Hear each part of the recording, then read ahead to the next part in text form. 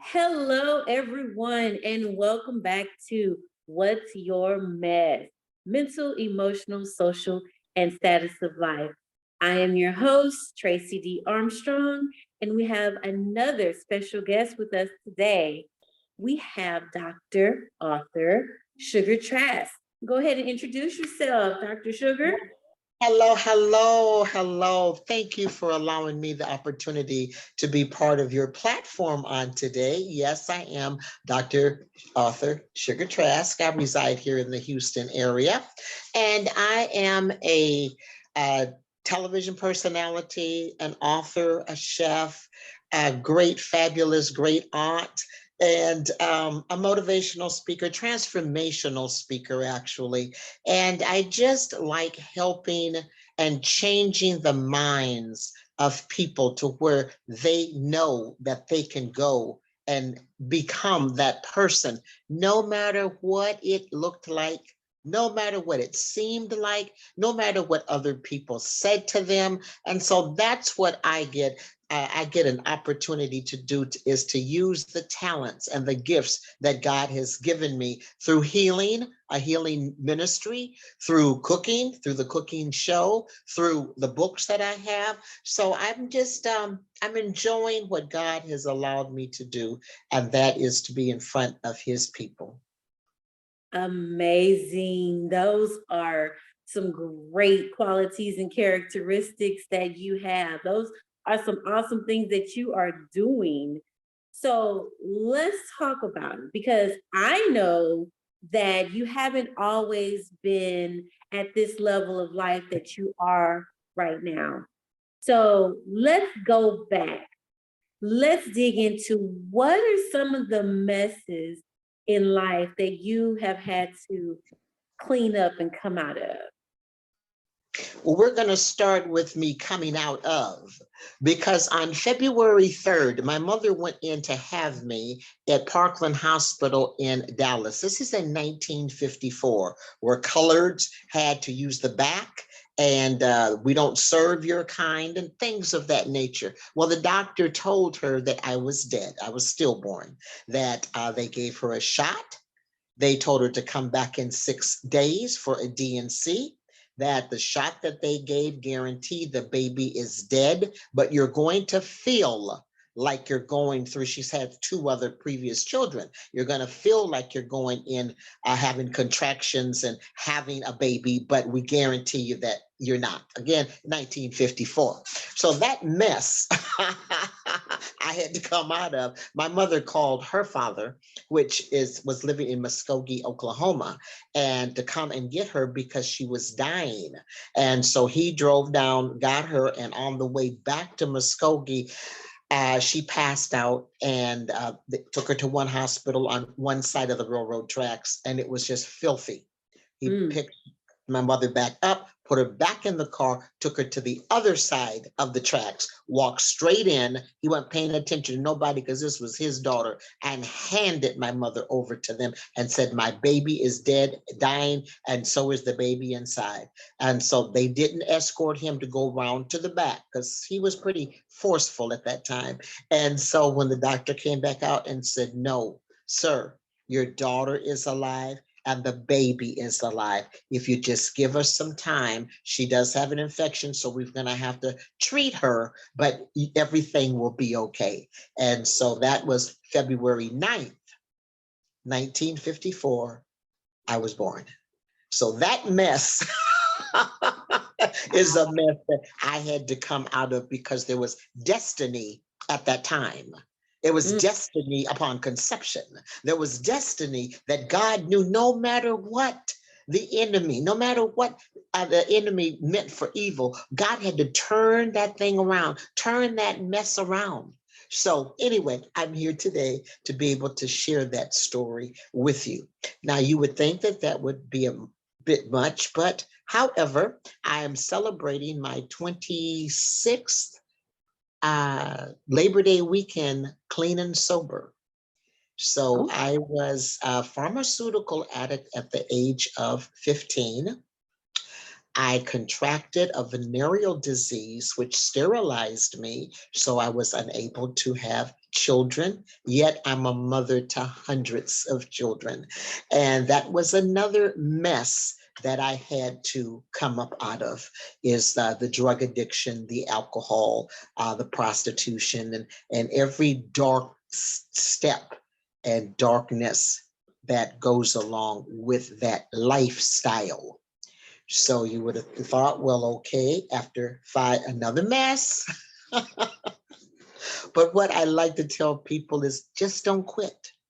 Don't quit. Don't stop. Keep pushing. Keep pushing no matter what it seems like, no matter how bad it is. Don't give up. Because inside of me, I knew one day I would be on Tracy D. Armstrong's show talking about what's your mess. I knew inside of me one day I'd have my own TV show. I knew inside of me, but the demons in here wasn't allowing me. And so then as I progressed on, that was for 31 years of my life. The other big mess was the suicide attempts.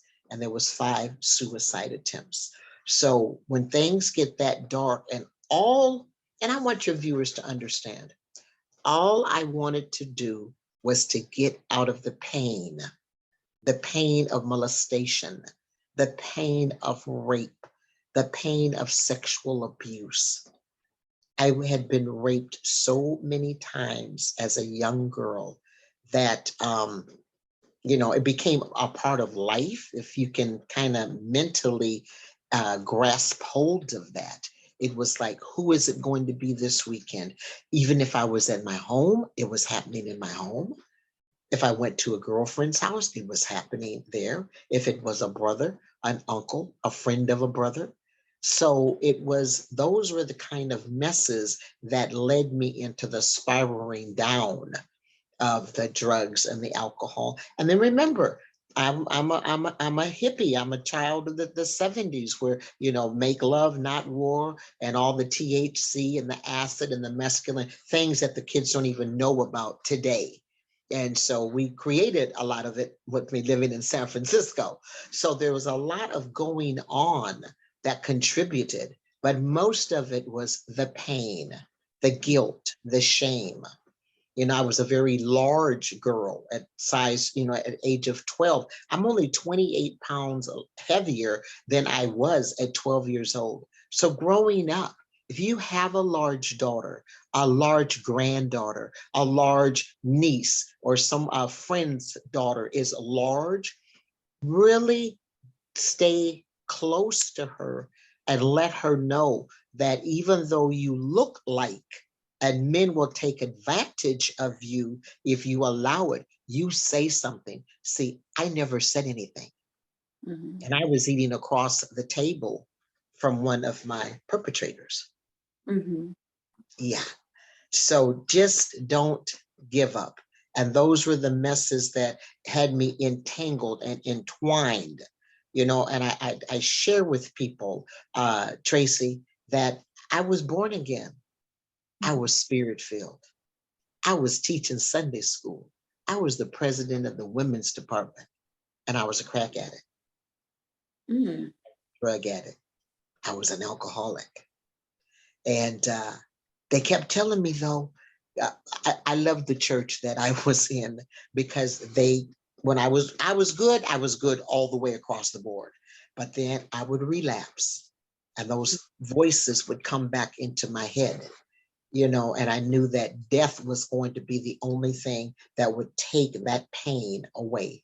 Well, after the 5th suicide attempt, I said, well, God, I guess I'm still a failure. I failed at suicide. That was Wow. the greatest thing. And that was like here in Houston. I was raised in Minnesota, traveled around a lot. But that was even just, I was in Galveston here. And then from here, I went to Galveston. And that's when I got sober, was in Galveston. But it's been a journey, but I wouldn't trade it. Understand, those of you that are listening, I would not trade, not even being able not to have children. I would not, because that came from a rape as well, and the disease. But I would not trade anything because it made me the person that I am. I give God the glory. He gets the glory out of knowing how I fought. I fought in my mama's womb. I fought on those streets. I fought, but you know, the victory is here today speaking with you.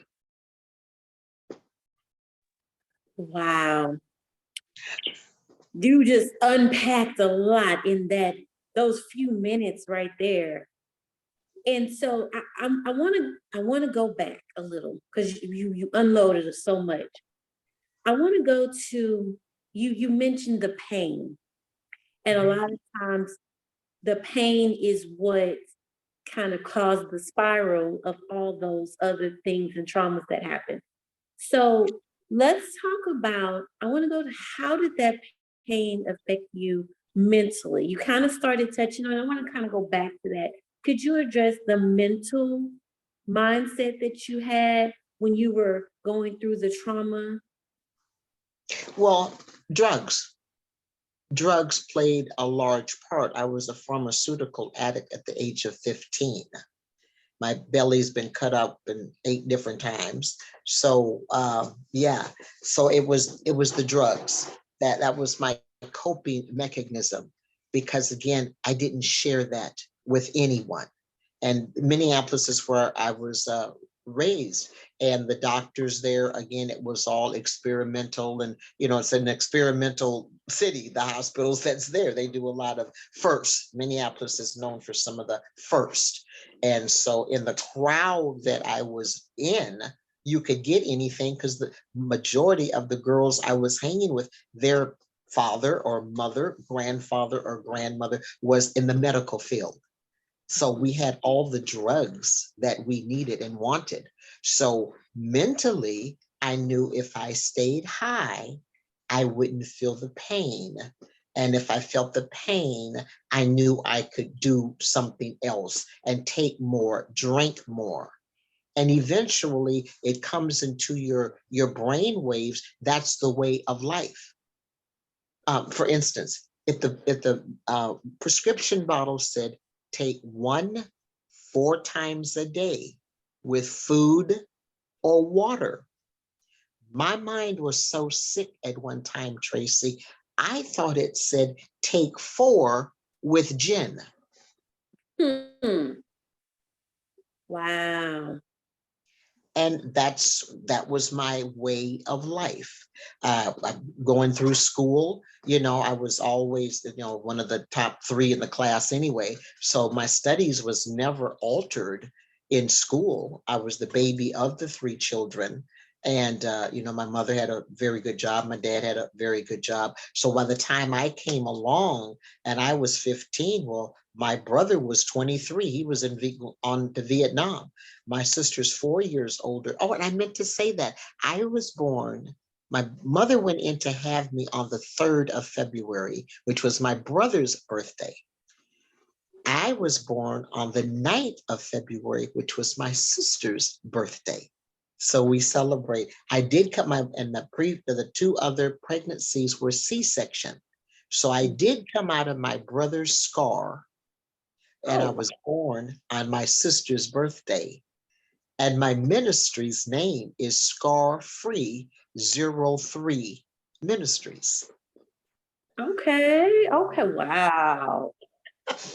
So in coping, that the mechanisms that I used for the pain was staying high. And then if I was raped, if I was molested, if I was whatever, I was high. And then I knew at the age of 15, well, really 16, because that would have been the 3rd surgery, that I was not going to ever be able to have children. And see, I don't remember which rape did I contract the venereal disease. So I don't know if I had it 6 months. I don't know if I had it a year, but it destroyed my female organs. So it was a period of time. It wasn't 2 weeks. Mm-hmm. Yeah. And how did that affect you emotionally? Like, I know emotionally that had like all of this emotionally. Well, emotionally, for a very long time, I felt worthless. I actually felt like a piece of trash. And because of what I had done, I did it to myself, even though I had no control over a lot of the things that was being done to me. And I did not, oh, yes, okay, this is one. The cologne that two of the perpetrators wore way back then, one, I don't even know if they make it or not. One was called English leather, and Mhm, the other one was called JD's. mhm, And oh, there was three, Old Spice. Those were mhm, them. For years, I would even be in church, and one of the people I could pass, and a guy might pass, or the deacon might pass, and he'd have that on, and I would get angry, violently, like wanting to strike out at them. And I mean, I was angry. Oh, it would be, I could be in the grocery store or at the movie theater. I could be in the mall, and somebody would pass and have that on, and I would get angry. And that affected me a long time. Now, you're not going to find anybody really wearing it, but Old Spice, yes, it doesn't bother me at all. But I've been healed. It's taken quite a few years of healing, but that was something. And then knowing not being able to have children, and then the girls I went to school with, they had children, and some had children early. So I've always been a great auntie. I've always been Mama Sugar, things like that. But the earlier parts, I didn't even want to be around children. mm, Oh, oh no, no, no, no. But now children are is my life, really, because I have so many nieces, nephews, great nieces, great great nephews, great great great niece and nephew. So, but yeah, and I covered it up an awful lot by staying like going into cosmetology school, and having the salons. Well, cocaine and alcohol was rampant. It was kind of part of being in the hairdressing industry, so to speak. And so, again, I never shared with anybody. And so, that was just something that inside just always stayed inside, because one, I didn't want anybody to think negative of me, think badly of me, and which they were probably doing anyway. But in your brain, when you're dealing with a sick mind, a tormented mind, you don't think rationally. right, right.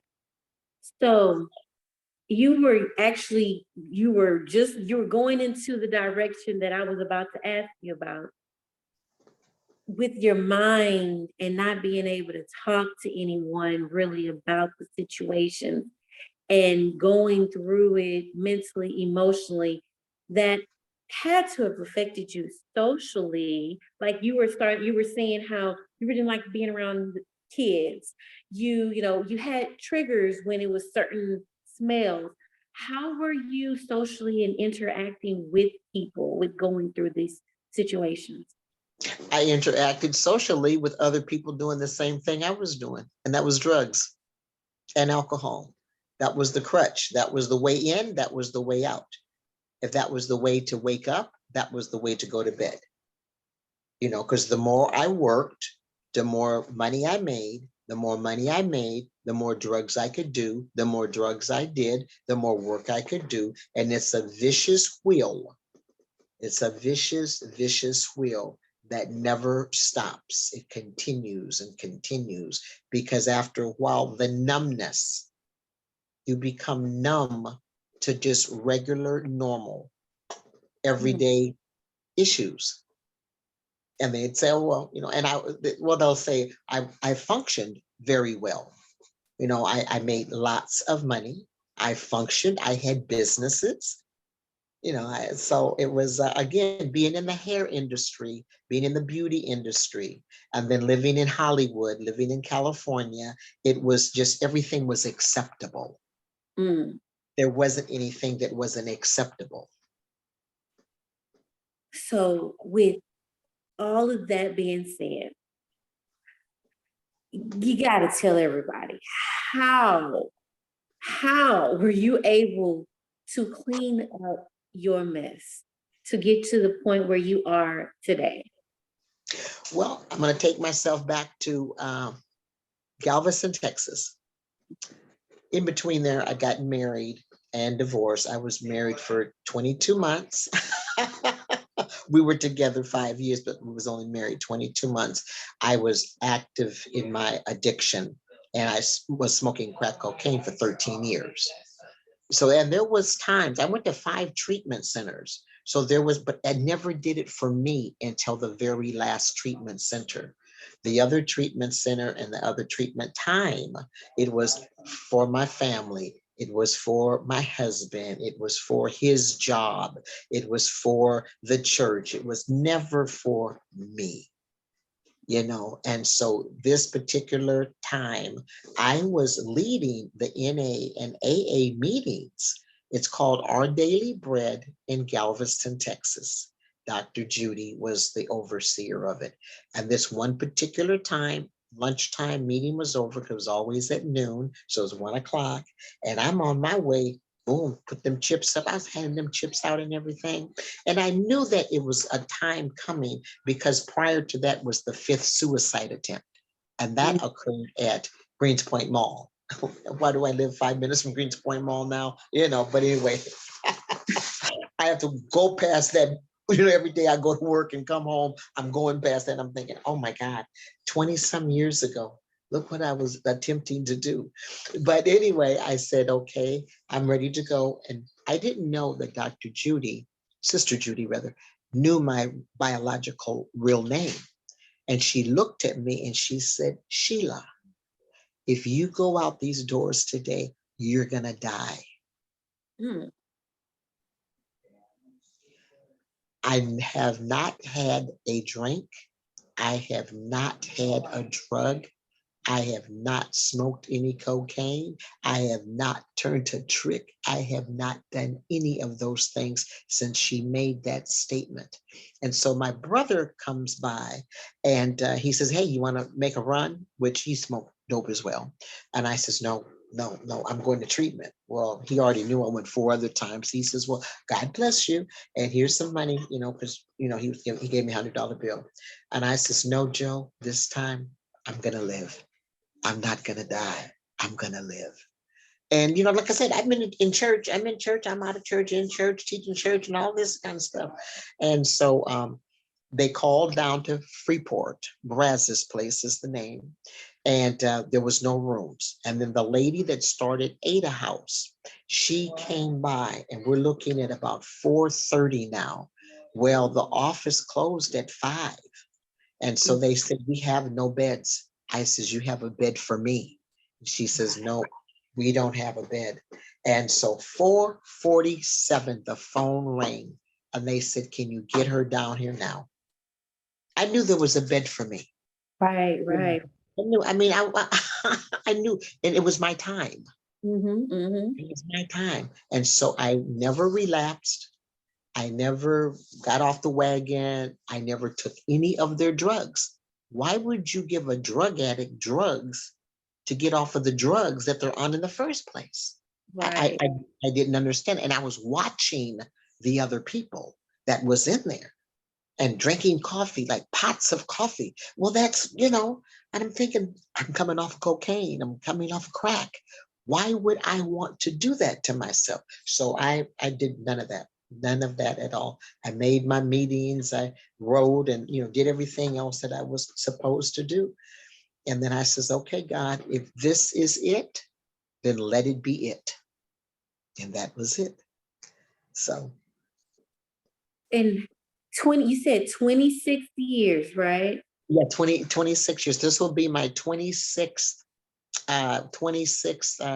clean and sober. What's coming up? Labor Day weekend.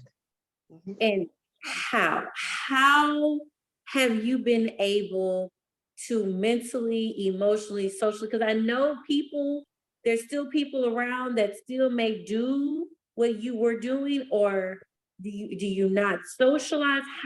How were you able to stay clean and free for the past 26 years? I changed the places I went to. I Okay. changed the people that I was around. I start thinking on the things that they say that think on in the Bible. I put myself in the presence of other people to be able to help them, to be able to. And then I got involved with a help ministry, and so that helped an awful lot. And I'm kind of like the person that once my mind is made up, like if I'm finished with you, I'm through with you, I'm Mhm. through with you. If I'm finished with coffee, I'm finished with coffee. I'm not going to dibble and dab and dibbity. No, I'm not going to do that. And that's kind of like been my way all my life. And so when I was finished with death, Mm. I took death to the curb and said, I've got the victory over death. And I've lived that. And I pray that. And I mean, daily, because I'm just one step away, one corner away, Mm. one thought away. And sometimes I say, oh, you know what? Sure would be nice to have a Tanqueray tonic. And then I say, fool, what you mean it would be nice to have a Tanqueray tonic? You know what's at the end of that Tanqueray tonic? No, it would not be. And I'll say, okay, self, thanks for visiting me today. And That's good. You gotta talk. Hey, guys, you gotta talk to yourself sometimes. I'm telling you, that self-talk will talk you out of doing some things that you know you don't need to be doing. but I've not had a desire, even going out, and people will order like a virgin margarita. What are you wasting stuff for? Or a virgin daiquiri or a virgin pina colada? All that is sugar. No, no, no, no, no, no. I didn't drink the ones that had the alcohol in it. I was hardcore when I was drinking, but no, I didn't want all that fluff, fluff. Fluff, fluff never excited me. But one day at a time, and looking at what I have and I've achieved, and God has opened the doors. Of course, I could not do that without His word. I could not do that with the people that has been surrounded me over the 20 some years that I'm still surrounded by. And then when I got into the ministry, I went into seminary. When I got involved with Red Cross and I became a chaplain, so I mean, there's things that I did and involved myself in because I knew that it would put me back in the atmosphere of those. And if Mm-hmm. I can pull one out, Tracy, just one, then I know everything I've been through was worth it. Wow. And with that being said, if there is someone out there listening right now that's going through some of those same messes that you have gone through, what's some advice or what could you suggest to them today that they could do so that they can come out of their messes also? First, you need to get real with yourself. You have to acknowledge the fact that you are in this mess. Acknowledge the fact that it's not all your fault. You're not responsible for that happened to you. Understand that today, 26 years later, 26 years ago, we didn't have all the resources that we have openly now. You can Google anything today where you couldn't Google, anything 26 years ago. And understand you're not alone. Ladies, you're not the only one that's been raped. You're not the only one that's had an abortion. You're not the only one that's lost a child. You're not the only one that's had the crap beat out of you. You're not the only one. Pick yourself up. Dust yourself off. Put your big girl panties on and say, I'm a queen and I'm going to be that queen. And every day you have that talk. If you looked in my bathroom mirror, you'd see all of my affirmations that I have on my mirror because I'm in the mirror a lot. I can put it on the side of the mirror. I can put it on in a book, in a journal, and write it out. It's okay to be angry. It was years I was angry because I couldn't have children. You know, But now today, I go to Haiti. I have a whole village of babies there. I'm a nanny. I have children that's here, children in Alaska. So, you have to get real. And sometimes you got to get naked and get real with yourself. And then you can start small steps at a time. Don't say, girl, I ain't ever going to do. No, don't ever say you're not going to ever, because that enemy is so conniving and so strong. He knows every weakness you have. And he might say, I can't get her on this, but I'll get her on that. Oh, she don't do that anymore, but I know she still likes this. Mine is eating, shopping. But understand, get some help. If you can't talk to a family member because they're not going to believe you, or you can't trust them, you can't go to your pastor, call me. There's a lot of resources out there. And a lot of times when I share my testimony, especially in the church arena, it's amazing how people will come and say, they do this here, Tracy. I used to be like you. And I'd say, and what was that? I just came from where was I? Illinois? Yeah, Illinois and Indiana. And I gave my testimony. And there were so many people in line to buy my books and to buy my spices and just to talk. Can we talk later? And I'm thinking, you can't be ashamed. Mm-hmm. You can't be ashamed. Mm-hmm. There's resources out there. There's help out there. Get it.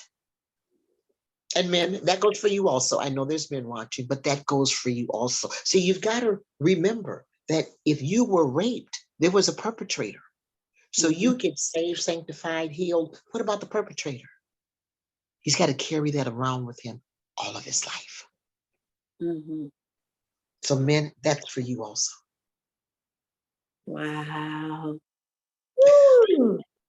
I'm like, well, it's been very, very touching, very motivating, very inspirational. You mentioned just now how if someone does need help or would like help, that they could reach out to you. And then you also mentioned that you have a book and spices and all the other things that you also have available. Could you tell everybody a little bit about some of the resources that you have available that could help others? Okay, you can find me on all of the social media. Author Sugar Trask, Sugar Trask. Sugar Spices is the spice line that the Lord birthed in 18 months ago. We had a snowstorm here in the Houston area. People's pipes were busted, electricity was out, there was flooding, it was a disaster. Well, 3 or 4 o'clock in the morning, for about 8, 9 days, the Lord and I was having conversations, and that's how Sugar Spices got birth. That's a whole nother program with a conversation that went on to get this bottle here today. And I have 6 spices flavors. I do have a mild. I have a hot, an extra hot, a hickory, a garlic pepper. Oh, it's so good. And a garlic lemon. And it's from everything from apples to zucchini, from catfish to salmon to halibut to just any seafood, shrimp, crawfish boils, if you're going to use a boil. What's special about Sugar Spices is that Sugar Spices contains no salt, no sodium of any kind, and no sugar, no preservatives, no MSG, vegan friendly, heart healthy. Let's make eating healthy taste good again. It's Oh, delicious. It's yeah. nutritious. It's created by Chef Sugarlicious. And that website is www.sugarsspices.com. And email me, sugar@sugarspices.com. Call me, 409 333 9006. And if you go ahead and go to the website, again, that's sugarsspices.com. I am, and you purchase an item or you fill out the form. I'm working right now, getting an ebook, and I'm looking at getting that out really, really fast. So you'll be able to have a recipe that goes with each flavor. But I'm also going to be having an actual cookbook where there'll be 5 or 6 recipes per flavor plus dessert. Dessert, no sugar, no salt, no preservatives, no additives. So these here is 2 of my books. I've got 4 of them that's on my ministry website, which is www.scar03ministries.com. Scar, like if you cut yourself, free, like you're no longer in bondage. 03ministries.com. And the books are on there, but you can also go to Amazon, Shattered Mirror. And there's a 5 series, but right now I only have 3, but I have 2 of the books right here. But God says, write it in 5s because that's grace. And so now the one I'm working on now is including COVID, having family member with COVID, my mother and her stroke and things of that nature. So I'm excited about what God is doing and where he's taking me next. I don't know, but I'm ready. And a lot of the blessings that I have, I didn't pray for. I didn't sow a seed for. I didn't think about it. I didn't write it down. And God says, I just want to do something for you. That's how much I love you. And that's Sugar Spices. I also have a TV show. I'm in my 6th season. Something Good is About to Happen variety show. And then I have the cooking show, Cooking with Sugarlicious. And I've been at that. I started on the radio with a cooking show on radio with a radio station in New Jersey. Go figure. I don't know. God is full of surprises. And so I have 38 cooking shows under Sugar Trask on YouTube. Sugar Trask on YouTube. And so then the next project, well, one of the next projects is Sugar's Entertainment TV, which will have a show in it like QVC, shopping, but it's going to be Sugar's Shopping Network.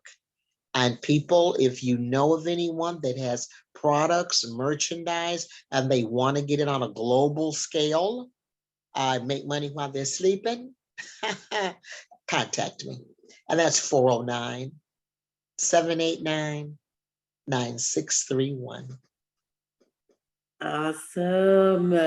And I just want to thank you for taking your time out because you have so many things going on in the kitchen. I'm saying the kitchen because I know you like cooking.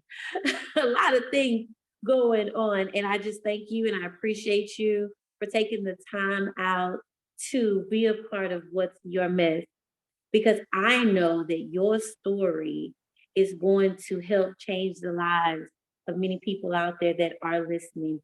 So if you had any last words to give our listeners before we end for the day, what would you like to say to everyone? Well, what I'd like to say is God is good. Even when you're not at your best, God is still good. And you're not at your best, he will take your mess and make a message. And I like to let people know that there's hope after dope. There's love and hugs after drugs. So it doesn't matter what stage you are in your recovery. If it's just a thought, well, one day I'm going to just give up cigarette smoking. If it's just a thought, put it down on paper, write it out, keep it close to you, and share it with people. The story that you have inside, it's not for you. The messes that you've been through is not for you. So take all that mess, let it out, create a book, a poetry, go open mic, do something with it. Because one thing I found out about God, the more you give, the more he gives to you. And you cannot beat God's giving, no matter how hard you try. I'm going to do this, I'm going to do that. God said, well, I'm going to do this. I'm going to do this, do that. God said, well, I'm going to do this. You say, okay, fine, God. Okay, whatever. And just start saying, yes, Lord. Yes, Lord. I'm not going to quit. I have the victory over this. Satan, you thought you had me. You thought you had me. I'm 68 years old. 31 years of my 68 years was on drugs and alcohol, prostitution, and everything else that went along with it. He thought he had me then. But if he couldn't kill me in the womb, he certainly has no authority today, because I know who I am. I know whose I am. I know who I belong to. And I know that what God has put inside of me, I'm going to give it to you. And we're going to end with that. And what I like to say at the end is, if you want to be sad, live in the past. If you want to be worried and fearful, live in the future. If you want to be happy, live in the present and be grateful for the things that you have today. This is Tracy D. Armstrong, your motivational mentor for today. Have a good one, y'all.